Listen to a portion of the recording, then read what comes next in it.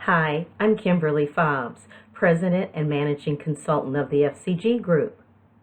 We kicked off our series on COVID-19, questions for small business to address before they consider reopening, with laying out a couple principles from attendance policy, disinfection policy, testing policies, from service delivery for both you, your customers, and vendors. In our first deep dive, we're going to talk about attendance policies.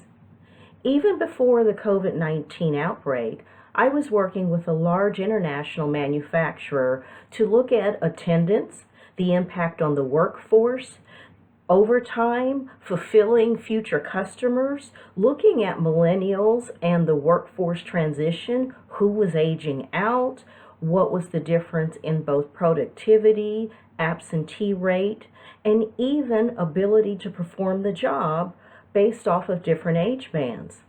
We then had to react and look at that same information in terms of who in the workforce could potentially be impacted and what would those mitigation strategies look like.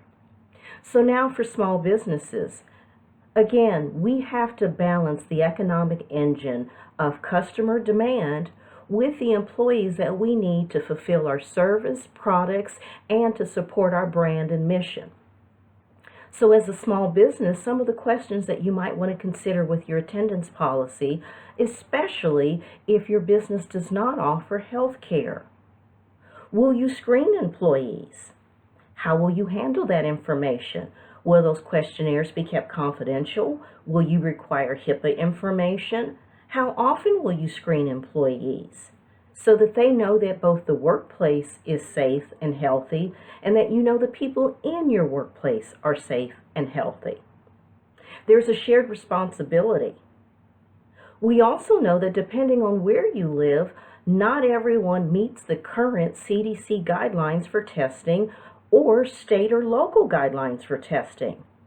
So if you suspect or send an employee for testing and they're unable to receive it, and if they present with a fever or other known suggested symptoms, what will you do? Are you assuming liability? Are you increasing liability?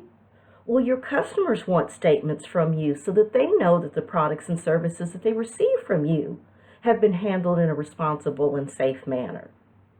Will you need to have policies on your website? Have you talked to an attorney? Do you need to talk to an attorney? There are so many considerations to balance as we move forward in this new way of doing business, when it is safe and appropriate. But as a small business, there are so many new things to consider.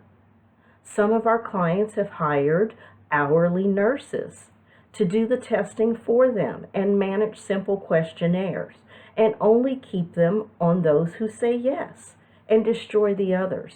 Some require basic information, some are still working their way through it. But there are many things to consider in order to protect your business, your employees, and your customers. So, what questions do you have, Oklahoma? Are you ready to reopen? Does your attendance policy reflect your mission, your core values, and also the financial and economic risks the future presents? If you have questions, feel free to reach us. Thank you.